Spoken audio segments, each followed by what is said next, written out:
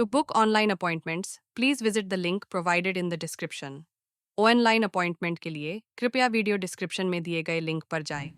Hello friends, मैं doctor Kajal Mangokiya, practising gynaecologist, obstetrician and IVF specialist from Orchid hospital and IVF centre सूरत।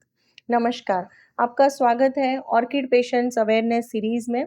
और friends, आज हम बात करेंगे कि प्लासेंटा प्रीविया। तो प्लासेंटा प्रीविया क्या होता है? बेसिकली प्लासेंटा जो है उसके दो टाइप्स होते हैं। One is placenta previa and दूसरा होता है प्लासेंटा अक्रीटा। सो प्लासेंटा प्रीविया बेसिकली है कि जहाँ पे प्लासेंटा जो नॉर्मल पोजीशन है कि फंडस पे होता है या तो अपर सेगमेंट में होता है, यहाँ पे प्लासेंटा जो है वह लोअर सेगमेंट में होता है। और उसके बेसिकली तीन टाइप्स होते हैं। One is a marginal placenta, जहाँ पे यह प्लासेंटा जो है वह मेजॉरिटी पोर्शन जो है वह यूट्रस पे है और जस्ट एज जो है वह बच्चेदानी के मुख यानी कि सर्विक्स पे होता है। दूसरा जो टाइप है दैट इज़ अ पार्शियल या तो इनकम्प्लीट प्लासेंटा प्रीविया। यहाँ पे इट इज़ 50-50, तो 50% जो पार्ट है that is in the lower segment and 50% of the placenta जो बच्चेदानी के मुख पे यानी सर्विक्स पे होता है। और तीसरा टाइप है कंप्लीट प्लासेंटा प्रीविया, जहाँ पे कंप्लीटली प्लासेंटा का जो पार्ट है that is situated over the cervix. So placenta जो कंप्लीट प्लासेंटा प्रीविया है दैट इज जनरली डेंजरस। और नॉर्मली जो हम देखते हैं कि 18 टू 20 वीक्स पे यदि आपके सोनोग्राफी में आया है कि लो लाइंग प्लासेंटा है, तो फ्रेंड्स आपको घबराने की ज़रूरत नहीं है, क्योंकि 90% ऑफ द टाइम जो प्लेसेंटा होता है वह माइग्रेट करता है। जैसे-जैसे आपकी प्रेगनेंसी आगे बढ़ती है वैसे-वैसे बच्चे का ग्रोथ होता है, यूट्रस जो है उसका भी ग्रोथ होता है और इसी के साथ-साथ आपका जो प्लेसेंटा होता है वह माइग्रेट करता है। यानी कि प्लेसेंटा जो लो लाइंग है या तो पार्शियल प्लेसेंटा प्रीविया है, तो यह प्लासेंटा माइग्रेट करके मे बी लोअर सेगमेंट में या तो अपर सेगमेंट तक चले जाते हैं। सो नॉर्मली हमने देखा है कि 24 टू 28 वीक्स तक प्लासेंटा माइग्रेट कर लेता है।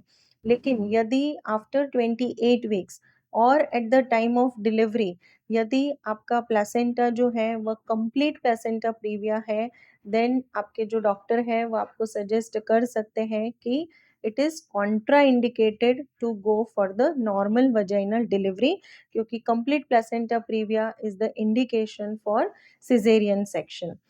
सो अभी प्लासेंटा प्रीविया के टाइप्स मैंने बता दिए। दूसरा जो है दैट इज प्लासेंटा अक्रीटा। प्लासेंटा अक्रीटा यानी कि प्लासेंटा जो है वह जो यूट्राइन वॉल होता है उसके जो मसल्स है उसके जो लेयर्स है उसमें डीपली एंगेज होता है and that is one of the difficult situation जहाँ पे मदर को पोस्टपार्टम हेमरेज वगैरह के चांसेस बढ़ जाते हैं। अभी किसी को प्लासेंटा प्रीविया है तो उनको क्या-क्या सिम्पटम्स आ सकते हैं?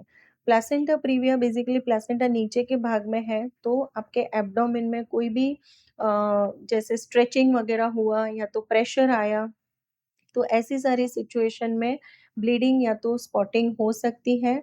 और यह जो ब्लीडिंग होती है that is a painless bleeding. Mother को पेन नहीं होता है। जनरली यह ब्लीडिंग जो होती है उसको मॉर्निंग ब्लीडिंग कहा जाता है कि सुबह में जैसे ही मदर उठती है और स्पॉटिंग या तो ब्लीडिंग दिखता है। दूसरा कि यह जो पेशेंट्स रहते हैं उनको एडवाइस किया जाता है कि आपको थोड़ा ध्यान रखना है, जैसे नीचे ज़मीन पे नहीं बैठना है, ज़्यादा आपको हेवी वेट लिफ्टिंग नहीं करना है एंड स्ट्रिक्टली जो पेशेंट में लो लाइंग प्लेसेंटा है या तो कंप्लीट प्लेसेंटा प्रीविया है, ऐसे पेशेंट को इंटरकोर्स भी अवॉइड करना है during pregnancy. Even vaginal douching वगैरह है या तो कोई भी जैसे चीज़ है जो वजाइना में आपको इंसर्ट नहीं करना है। इवन हम लोग जो गायनेकोलॉजिस्ट पर वजाइनम चेकअप करते हैं वो भी हम जनरली अवॉइड करते हैं in cases of complete placenta previa. So this is all about placenta previa symptoms. अभी आपको when to go to hospital if you have placenta previa. In case आपका प्लेसेंटा प्रीविया का डायग्नोसिस हुआ है तो friends any time आपको लगता है कि स्पॉटिंग हुआ है या तो बहुत ही हेवी ब्लीडिंग हो रही है without any other symptoms such as pain. So painless vaginal bleeding, profuse bleeding is the indication कि आपको इमरजेंसी हॉस्पिटल जाना है। जनरली आपके जो डॉक्टर रहेंगे वो आपको एंटीनेटल विजिट्स जो है वो उसकी जो फ्रीक्वेंसी है शॉर्ट इंटरवल में आपको एंटीनेटल विजिट के लिए बुला सकते हैं। दूसरा कि प्लेसेंटा प्रीविया कौन से पेशेंट में ज़्यादा चांसेस होते हैं कि कौन से पेशेंट रिस्क कैटेगरी में आते हैं। तो जो भी महिलाएं हैं जिनको मल्टीपल प्रेगनेंसीज है या तो आपका प्रीवियस सिजेरियन सेक्शन हुआ है, तो caesarean section generally lower segment में कट देते हैं हम लोग। सो जो स्कार है वहाँ पे आपका प्लेसेंटा अगर डेवलप होता है तो there are very high chances of developing placenta previa. Even कोई पेशेंट है जिनको मल्टीपल फाइब्रॉइड्स वगैरह की हिस्ट्री है या तो आपका ऑलरेडी फाइब्रॉइड रिमूवल सर्जरी हुआ है, तो जो स्कार रहता है प्रीवियस सर्जरी का वहाँ पे प्लेसेंटा इम्प्लांट हो सकता है। So these are the high risk factors for placenta previa. अभी इसका डायग्नोसिस कैसे किया जाता है? सो जनरली डायग्नोसिस जो है वो अल्ट्रासाउंड पे किया जाता है।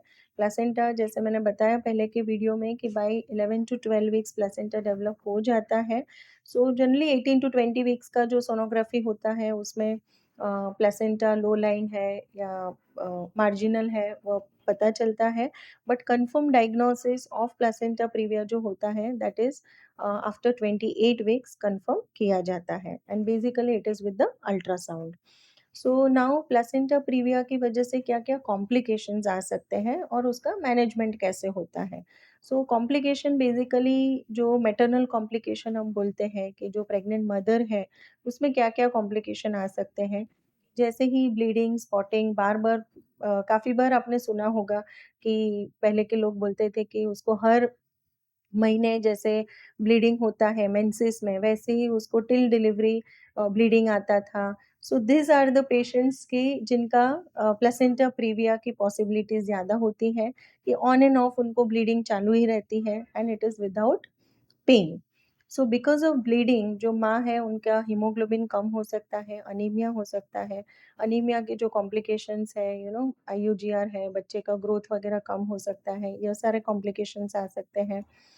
दूसरा कि जो बच्चा है उसमें क्या-क्या प्रॉब्लम आ सकती है कि जो भी मदर है अगर आपको ब्लीडिंग वगैरह हुआ है तो प्री टर्म डिलीवरी के चांसेस बढ़ सकते हैं, लो बर्थ वेट बच्चा आने के चांसेस बढ़ सकते हैं। अगर प्रीमैच्योर डिलीवरी होती है तो बच्चे का लंग्स डेवलपमेंट जो होता है वह कंप्लीट नहीं हो पाता है। So these are the complications because of placenta previa.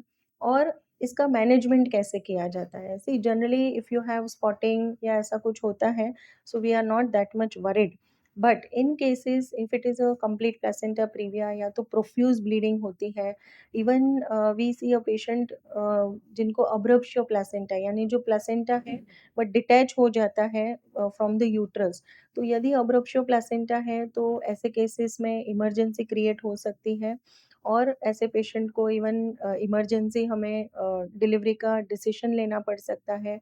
माँ को ब्लड ट्रांसफ्यूजन की भी ज़रूरत पड़ सकती है। जो पोस्टपार्टम हेमरेज हम कहते हैं उसका भी मैनेजमेंट कि माँ का जो यूट्रस है, बच्चादानी है, वो अच्छे से रिलैक्स हो जाए, that is also very important. And these are the things we have to treat. Generally ऐसे जो पेशेंट्स होते हैं, उनको टर्शियरी केयर सेंटर होता है, वहाँ पे डिलीवर करना बेटर होता है। So generally if you are diagnosed with placenta previa, then don't panic. If you have a complete placenta previa and your doctor is saying to go for cesarean section, it is the ideal decision. Go for it. So friends, this is all about placenta previa. आपको placenta previa के related कोई भी queries हैं तो आप comment box में ज़रूर से लिख सकते हैं। आपके कोई नियर डियर है, किसी का प्लेसेंटा प्रीविया का डायग्नोसिस हुआ है, आपको पता है तो आप यह वीडियो भी उनको शेयर कर सकते हैं ताकि उनको डिटेल में जानकारी मिल सके। Thank you friends for watching this video.